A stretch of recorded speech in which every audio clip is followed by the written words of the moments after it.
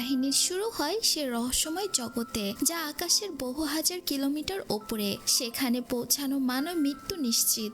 তবুও সাহসী কিছু সৈনিক প্রাণ হাতে নিয়ে সেখানে পৌঁছিয়ে যায়, কিন্তু সঙ্গে সঙ্গে তাদের সামনে হাজির হয় সেই বিশ্বের সবচেয়ে ভয়ঙ্কর বিশাল রাক্ষসের উপস্থিতি টের পেয়ে জ্যাক দ্রুত পানিতে মাথা ডুবিয়ে লুকিয়ে পড়ে। ঠিক তখনই সে দেখতে পায় দানবের বিশাল পায়ের ধাক্কায় পাশে থাকা ভেড়াগুলো দৌড়ে পালাতে থাকে। মুহূর্তের মধ্যে রাক্ষস একটি ভেড়া তুলে কাঁচা অবস্থায় গিলে ফেলে। দৃশ্যটি দেখে জ্যাকের শরীর কাঁপতে লাগে। গাছের আড়ালে লুকিয়ে থাকা আরেক সৈনিক পেছন ফিরে উকি দিতে রাক্ষস তার গন্ধ টের পেয়ে যায়। সৈনিক দ্রুত আবারও লুকিয়ে পড়ে, কিন্তু রাক্ষস বিশাল পদক্ষেপে তার দিকে এগিয়ে আসতে থাকে। শেষ পর্যন্ত ভয়ে সে দৌড় দেয়, কিন্তু ততক্ষণে অনেক দেরি হয়ে গিয়েছিল। রাক্ষস তখন পুরো গাছের শিকড় সহ তুলে ফেলে দেয়, আর এইদিকে সৈনিক দৌড়াতে থাকে, কিন্তু রাক্ষসের লম্বা পায়ের সঙ্গে তা একেবারে পেরে উঠতে পারে না। এক আঘাতেই সৈনিক অচেতন হয়ে পড়ে। জীবনে প্রথমবার কোনো মানুষ দেখে রাক্ষস তাকে কৌতূহল নিয়ে পরীক্ষা করতে লাগে। ঠিক তখনই ক্যাপ্টেন তলোয়ার হাতে দৌড়ে এসে রাক্ষসের গোড়ালিতে জোরে আঘাত করে। রাক্ষস ব্যথায় চিৎকার করে ঘুরে দাঁড়ায়। মুহূর্তে সে ক্যাপ্টেনকে লাথি মেরে দূরে ফেলে দেয়, আর তার পায়ে আটকা থাকা তলোয়ার যেন তার কাছে ছোট একটা টুথপিকের মতো। সে তলোয়ারটা টেনে বের করে দুই সৈনিককেই খাবার হিসেবে তুলে নিয়ে চলে। দূর থেকে সবকিছু জ্যাক স্পষ্ট দেখছিল। সে বুঝে যায় এখানে উঠে এসে সে ভয়ানক ভুল করেছে। এর কয়েকদিন আগে এক পুরোহিত জ্যাককে একটি জাদুকরি বিষ দিয়েছিল। সেই সময় তার প্রেমিকা, যে ছিল রাজকুমারী, সে তাকে দেখতে আসে। হঠাৎ বৃষ্টি পানিতে পড়তেই অস্বাভাবিক গতিতে বাড়তে শুরু করে। পুরো কাঠের ঘর কাঁপতে থাকে। নিচ থেকে আসে ভয়ঙ্কর শব্দ। ভয়ে দুজনেই স্থির হয়ে দাঁড়িয়ে থাকে। হঠাৎই মাটি ফেটে যায়, আর বিশাল এক লতা ঘর ভেদ করে আকাশের দিকে উঠতে থাকে। রাজকুমারী পালাতে গেলে একটি টেবিল তার উপর পড়ে যায়। জ্যাক ছুটে আসে তাকে বাঁচাতে, কিন্তু লতাগুলো তাকে বাইরে ছুঁড়ে ফেলে দেয়। ঠিক তখনই কাঠের দরজা খুলে সামনে একটি পথ বেরিয়ে আসে। রাজকুমারী দৌড়ে বের হতে চাইলেও লতা হঠাৎ দরজা বন্ধ করে দেয়। সে মরিয়া হয়ে দরজা খুলতে থাকে, কিন্তু কোনো ফলই হয় না। বাইরে জ্যাক কুঠোর দিয়ে লতা কাটতে শুরু করে। এইদিকে পুরো ঘরটাই শিকড় সহ আকাশে উঠে যায়। শেষ মুহূর্তে জ্যাক লতার কিনারা ধরে ঝুলে থাকে। লতা এত জোরে উঠছিল যে কয়েক সেকেন্ডে ঘর মেঘের ওপর পৌঁছিয়ে যায়। জ্যাক প্রাণপণে লতা কাটতে দরজাটি খুলে যায়, আর রাজকুমারীও মুক্ত হয়ে যায়। পরের মুহূর্তেই জ্যাকের পায়ের নিচে কাঠ ভেঙে যায়। সে রাজকুমারীকে হাত বাড়ালেও 10,000 মিটার উপর থেকে নিচে পড়তে লাগে। লতা ধরে জ্যাক ধীরে ধীরে নামতে লাগে। লতাগুলো কিছুটা তার গতি কমিয়ে দেয়, আর শেষে সে অচেতন হয়ে পড়ে যায়। কিন্তু রাজকুমারীর ভাগ্য এত সহনশীল ছিল না। লতা তাকে নিয়ে চলে গেল আকাশের ওপরের অদ্ভুত এক জগতে। পরের দিন সকালে জ্যাক চোখ খুলে দেখে রাজা তার সামনে দাঁড়িয়ে। রাজকুমারীকে সে খুঁজছে। বাধ্য হয়ে সে সব সত্য বলে দেয়। জ্যাক আকাশের দিকে ইশারা করতেই সবাই দেখলো একটি বিশাল লতা সোজা আকাশ ছিঁড়ে উপরে উঠছে। সত্যটা বুঝে উঠতেই রাজা সঙ্গে সঙ্গে সৈন্যদল পাঠায় রাজকুমারীকে উদ্ধার করতে। সবাই লতার সাহায্যে আকাশের দিকে উঠতে উঠতে মেঘ পেরিয়ে উপরে পৌঁছিয়ে যায়। ক্যাপ্টেন সে লতালো গাছের ওপর দিয়ে এগিয়ে যায়, কারণ এটাই ছিল রাজকুমারীকে উদ্ধার করার একটি মাত্র পথ। জ্যাক নিজের বেল্ট খুলে প্রস্তুত হয়। ঠিক তখনই পাশে দাঁড়িয়ে থাকা ঘন কুচকালো চুলের একজন লোক তাকে জোরে ঠেলে দেয়। অসীম গভীর নিচে তাকাতেই জ্যাকের মাথা ঘুরে যায়। মাঝপথে স্লাইড করতে করতে তার হাত ফসকে যায়, আর সে সোজা নিচে পড়তে লাগে। ভাগ্যক্রমে লতাগুলো মাঝপথে তার শরীরকে আটকে ফেলে, আর সে বেঁচে যায়। জ্ঞান ফেরার সঙ্গে সঙ্গে জ্যাক আবারও ওপরে উঠতে শুরু করে। উঁচুতে পৌঁছাতে আবহাওয়া হঠাৎ ভয়ঙ্কর রূপ নেয়। ঝড়, ঘন মেঘ, কাঁপালো বজ্রপাত। ঠিক তখনই এক সৈনিকের ওপর বজ্রপাত পড়ে। সে পিছলে নিচের দিকে পড়ে যায়, আর তাকে বাঁচাতে গিয়ে বাকিরাও একের পর এক দড়িতে ঝুলতে লাগে। শেষ মুহূর্তে একজন সৈনিক দড়িটা শক্ত করে ধরে রাখে, আর তাই কয়েকজনের প্রাণ অল্পতেই বেঁচে যায়। কিন্তু যারা নিচে ঝুলছিল তাদের দ্রুত উপরে তোলা না হলে পুরো দলই বিপদে পড়বে। ঠিক তখনই রেড্রিক পাশে থাকা এক সৈনিককে বলে, দড়িটা কেটে ফেলো। সঙ্গী পায়ের ভেতরে লুকানো ছোট ছুরি বের করে। নিচে ঝুলতে থাকা সৈনিক কাকুতি মিনতি করতে লাগে, কিন্তু সে কোনো দয়াই না করে ধপ করে দড়ি কেটেই দেয়। মুহূর্তের মধ্যে সৈনিকরা প্রায় 10,000 ফুট গভীর খাদে পড়ে যায়। বাকি সবাই কোনোভাবে ওপরে উঠতে সক্ষম হয়। তখন ভোর হয়ে যায়। জ্যাক পেছনে সেখানে তাকিয়ে থমকে যায়। আকাশের উপর বিস্তৃত আরেক বিশাল অদ্ভুত পৃথিবী তার সামনে। সবাই অনেক অবাক হয়ে এগোতে লাগে। এগোতেই ক্যাপ্টেন মাটিতে তাজা পায়ের ছাপ দেখতে পায়, যা দেখে তিনি নিশ্চিত হয়ে যায় রাজকুমারী কখনোই নিচে নামেননি, তিনি এখানেই কোথাও আছে। সবাই গুহা থেকে বের হয়। সামনে যা দেখে তা দেখে ক্যাপ্টেন স্তব্ধ হয়ে দাঁড়িয়ে থাকে। এই পৃথিবী তাদের কল্পনার চেয়েও অনেক বড়। সবাই চারপাশে ঘুরে দেখতে লাগে। হঠাৎ তাদের নজর পড়ে গাছের ডালের ওপর। সেখানে রাজকুমারীর ফেলে যাওয়া কিছু চিহ্ন ছিল। জ্যাক মাটিতে পড়ে থাকা সেই বইটিও খুঁজে পায় যা সে রাজকুমারীকে দিয়েছিল। চারপাশে ভাঙা ডালপালা দেখে তারা অনুমান করে রাজকুমারীকে কোনো ভয়ঙ্কর প্রাণী তুলে নিয়ে গিয়েছে।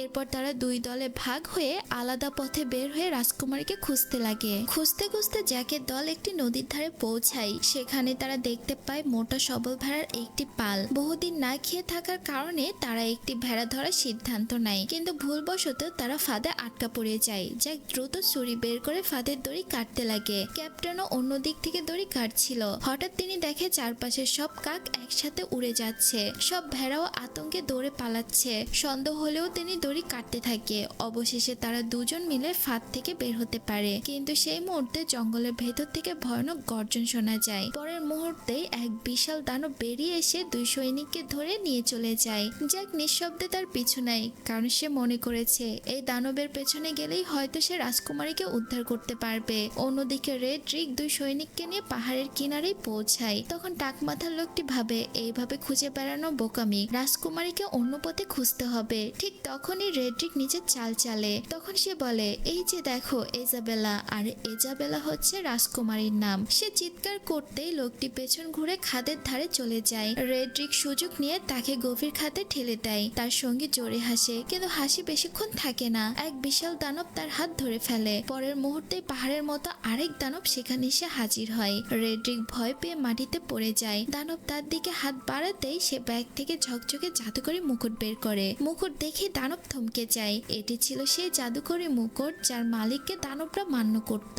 ওইদিকে জ্যাক দানবটিকে অনুসরণ করে তাদের আসল আস্থানায় পৌঁছিয়ে যায়। সেখানে গিয়ে সে অবাক হয়ে যায়। চারপাশে স্বর্গন্যায় ঝর্ণা, আকাশ ছোঁয়া পাহাড়, সবুজ উপত্যকা। সে সৌন্দর্যের মাঝে রাজকুমারী একটি খাঁচায় বন্দী ছিল, আর সেই খাঁচাটি ধরে রেখেছে দুই মাথাওয়ালা দানব। দুই মাথাওয়ালা দানব তাকে অন্য দানবের সামনে নিয়ে যায়। কিছুক্ষণের মধ্যেই সে দানবে ফিরে আসে যে ক্যাপ্টেন ও মোটা সৈনিককে ধরেছিল। সেই দুইজনকে খাঁচার পাশে ফেলে দিতেই দুই মাথাওয়ালা দানব বুঝে যায় এখানে আরো মানুষ আছে। তিনি মাটিতে পড়ে থাকা মোটা সৈনিককে গিলে ফেলে। এরপর ক্যাপ্টেনকে হুমকি দিয়ে বলে, তোমাদের রাজকুমারীকে আমি গিলে খাবো। ঠিক তখনই পাশ থেকে অচেনা আওয়াজ চলে আসে। সবাই তাকায়, আর ওটা ছিল বিশ্বাসঘাতক রেড্রিক। তার মাথায় জাদুকরি মুকুট দেখে দানবরা একযোগে হাঁটু গেড়ে বসে। রেড্রিক সরাসরি দুই মাথাওয়ালা দানবের সামনে গিয়ে আদেশ করে। মুকুটের শক্তিতে দানব বাধ্য হয় মাথা নত করার জন্য।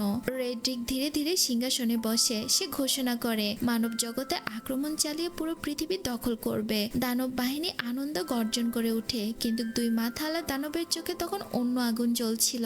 এদিকে ক্যাপ্টেনকে রান্না করার জন্য একটি দানব আটার ডোয়ের মধ্যে ফেলে দেয়। ক্যাপ্টেন নড়াচড়া করতে করতে ডোয়ের মধ্যে ডুবে যাচ্ছিল।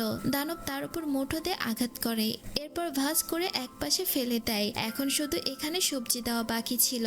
দানব সবজি আনতে গেলে জ্যাক চুপি চুপি হাজির হয়। জ্যাককে দেখে রাজকুমারী আনন্দে ভরে যায়, কিন্তু জ্যাক তাকে চুপ থাকতে ইশারা করে। জ্যাক খাঁচার তালা খোলার চেষ্টা করে, কিন্তু খাঁচার তালা ভাঙার শক্তি তার ছিল না। রাজকুমারী তখন বলে, আগে ক্যাপ্টেনকে বাঁচাও। জ্যাক ছুরি নিয়ে দৌড়ে গিয়ে ক্যাপ্টেনকে আঠালো ডোয়ের থেকে আলাদা করতে লাগে। দানব সবজি নিয়ে ফিরে আসে।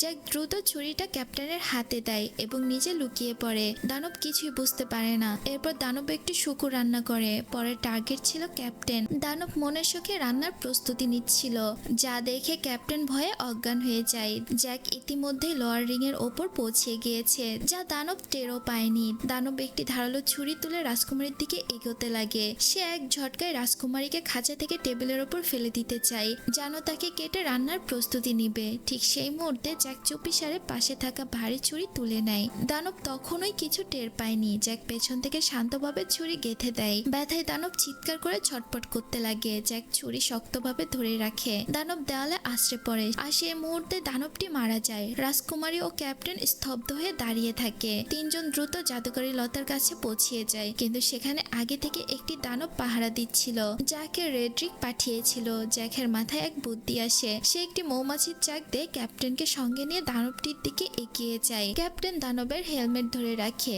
জ্যাক চাকটি ভেতরে ঢুকিয়ে দেয়। দানবটি তখন ঘুমাচ্ছিল।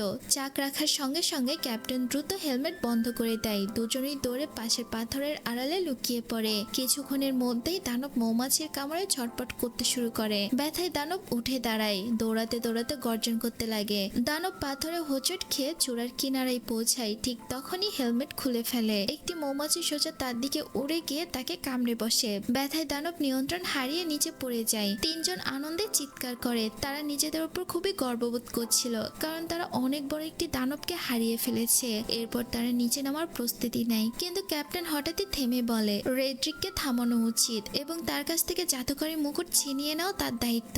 জ্যাক ছুরি দিয়ে বিদায় জানিয়ে রাজকুমারীকে নিয়ে নিচে নামতে শুরু করে। ঠিক তখনই ওপর থেকে দানবগুলো নিচে আসে। রাজাও তড়িঘড়ি করে তাঁবু থেকে বের হয়ে দানবের মৃতদেহের দিকে তাকিয়ে থাকে। গ্রামের লোকেরাও ছুটে আসে। রাজা সিদ্ধান্ত নেয় প্রজাদের রক্ষার জন্য এবং দানবের আক্রমণ থামাতে জাদুকরী লতার গাছটি পুরোটাই কেটে ফেলা হবে। জ্যাক ও রাজকুমারী লতার সাহায্যে নিচে নামছিল। তারা নিচে তাকালেই ভয় পেয়ে যায়। লতা নিয়ন্ত্রণের বাইরে চলে গিয়েছে। জ্যাক সুযোগ বুঝে রাজকুমারীকে শক্ত করে জড়িয়ে ধরে একটি ডালের দিকে লাফ দেয়। দুইজন ডাল ধরে ঝুলতে ঝুলতে দ্রুত নিচে নামে। শেষমেশ তারা ঘাসের স্তূপে আশ্রে পড়ে নিরাপদে মাটিতে পৌঁছায়। এরপর জ্যাক যখন ঘোড়াকে পানি খাওয়াচ্ছিল, হঠাৎ তার চোখ আকাশের দিকে আটকে যায়। জ্যাক ঘোড়ার লাগাম টেনে ধরে। ঘোড়ার ওপর উঠে সে গ্রামের দিকে দৌড় দেয়। জ্যাক চিৎকার করে সবাইকে সতর্ক করে বলে দানবরা আসছে, সবাই সাবধান হয়ে যাও। রাজা তড়িঘড়ি তাঁবু থেকে বেরিয়ে আকাশের দিকে তাকায়। বিশাল দানবরা দ্রুত নিচের দিকে নামছে। রাজা বলেন আমাদের প্রস্তুতির সময় নেই, যুদ্ধ এখনই শুরু করতে হবে। দানবরা একে একে নিচে নামতে থাকে। তাদের ভারে চারপাশে কেঁপে ওঠে। দুই মাথাওয়ালা দানব সবার সামনে দাঁড়িয়ে গর্জন করে বলে আজ থেকে এই দুনিয়া আমাদের। এই বিশৃঙ্খলার মধ্যে জ্যাক হঠাৎ খেয়াল করে কমান্ডার এখনো বেঁচে আছে এবং তার জাদুকরী মুখর দানবদের বিশাল ক্ষমতায় পরিণত হয়েছে। জ্যাকের মাথায় একটা পরিকল্পনা আসে। সে চাচ্ছিল তাজটিকে ধ্বংস করতে, না হলে দানবদের থামানো অসম্ভব হয়ে পড়বে। কিন্তু সেই মুকুটটা এখন দুই মাথাওয়ালা দানবের হাতে। জ্যাক গভীর নিঃশ্বাস নেয়। এটি তার জীবনের সবচেয়ে বিপজ্জনক মুহূর্ত, আর এটি সেই লড়াই যার ফলাফল হবে মানব জাতিকে বাঁচানো। জ্যাক আর রাজকুমারী এক ধাপ পিছিয়ে যায়। পরের মুহূর্তেই মাটি ফেটে উপরে উঠে এলো দুই মাথাওয়ালা দানব, যার শক্তি পুরো রাজ্যকে ধ্বংস করতে যথেষ্ট। দুই মাথায় একসাথে গর্জে ওঠে আর বলে ওঠে এই মানব দুনিয়া তাদের এবং সে মানবদের শেষ করতে চায়। পুরো দুর্গ কাঁপতে লাগে। সৈন্যরা আতঙ্কিত হয়ে ছোটাছুটি করছিল। কাঁধে কাঁধ মিলিয়ে দাঁড়িয়ে থাকা যোদ্ধারাও ভয়ে পিছিয়ে যেতে লাগে। ওপর থেকে জ্বলন্ত গাছ উঠছে, চারদিকে আগুন ছড়াচ্ছে। সামনে দানবদের দল দরজার শিকল টানছে।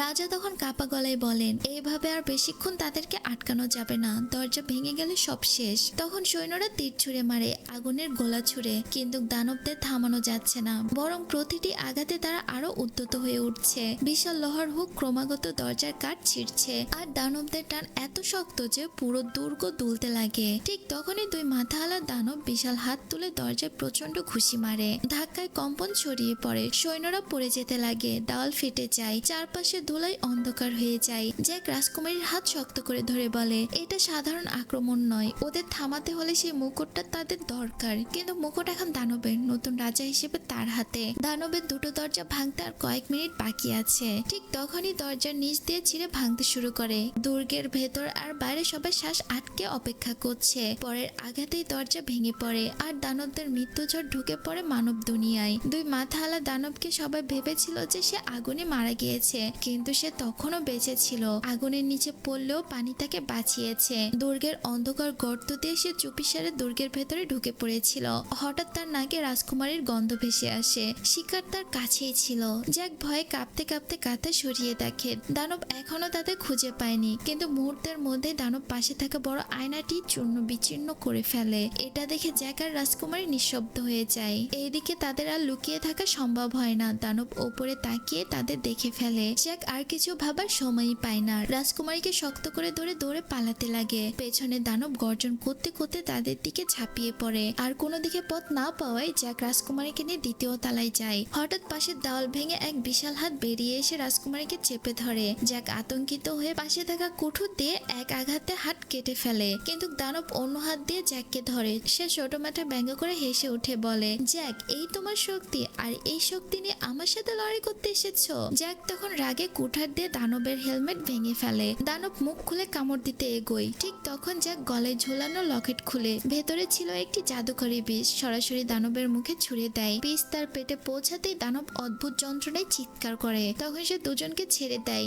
জ্যাক আর রাজকুমারী মাটিতে পড়ে যায়। পরের মুহূর্তে দানবের শরীর বিচ্ছিন্ন হয়ে এক এক করে জাদুকরি লতা বেরিয়ে আসে। হল রুমের দেওয়াল ভেঙে চুরমার হয়ে যায়। গাছের মতো লতাগুলো তার বুক, গলা, মাথা সব ভেদ করে বেরিয়ে আসে। দানবের হাতের রাজমুকুট গড়িয়ে এসে জ্যাকের সামনে এসে পড়ে। এইদিকে যুদ্ধ এখনো থামেনি। সৈন্যরা মরিয়া হয়ে দানবদের ঠেকানোর চেষ্টা করছে, কিন্তু গোলমুখ দানব এক হুঙ্কার দিয়ে সবাইকে ভয় দেখায়। এরপর সে আবারও ঝাঁপিয়ে পড়ে, সৈন্যদের একে একে মাটিতে ফেলে দেয়। দুর্গের লোহার দরজা ধীরে ধীরে খুলতে শুরু করে। ক্যাপ্টেন চিৎকার করে আদেশ দেয়, দরজা এক্ষুনি বন্ধ করো। সৈন্যরা দৌড়ে দরজা ঠেলে বন্ধ করতে লাগে, কিন্তু ধর ভেতর থেকে গোলমুখ দানব তার দলবল নিয়ে বেরিয়ে আসে। লোহার দরজা আর বেশিক্ষণ টিকে থাকে না, এক ঝটকায় তা ভেঙে যায়। দানবরা উল্লাসে চিৎকার করে প্রাসাদের ভেতরে ঢুকে পড়ে। সামনে দাঁড়িয়ে থাকা ক্লান্ত সৈনিকদের দিকে তাকিয়ে তাদের চোখে যেন আলো ঝলমল করছিল। ঠিক যখন দানবরা আক্রমণ করতে যাচ্ছিল, পেছন থেকে একটি অদ্ভুত গর্জন মিশ্রিত শব্দ ভেসে আসে।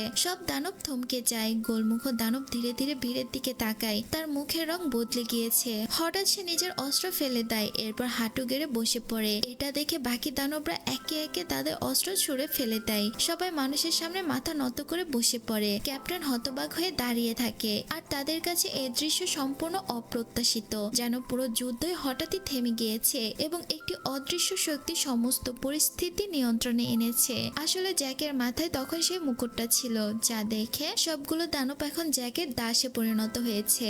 জ্যাকের এমন সাহস এবং বুদ্ধিমত্তার জন্য এই রাজ্যে সব মানুষ বেঁচে যায়। শেষে জ্যাক সব দানবকে তাদের রাজ্যে ফিরে যেতেও আদেশ দেয়, সাথে এও আদেশ দেয় যে তারা যেন কখনোই আর মানবের দুনিয়ায় না ফিরে আসে। আর এভাবেই এই সিনেমাটি এখানেই শেষ হয়ে যায়। তো আমার প্রিয় বন্ধুরা, কেমন লাগলো আজকের মুভি এক্সপ্লেনেশন অবশ্যই কমেন্ট বক্সে জানিয়ে দেবেন। আর ভালো লাগলে আমাদের চ্যানেলটিকে অবশ্যই সাবস্ক্রাইব করে রাখবেন। আবারও কথা হবে অন্য একটি গল্পতে। ততক্ষণ পর্যন্ত আপনারা ভালো থাকবেন, সুস্থ থাকবেন। আল্লাহ হাফেজ।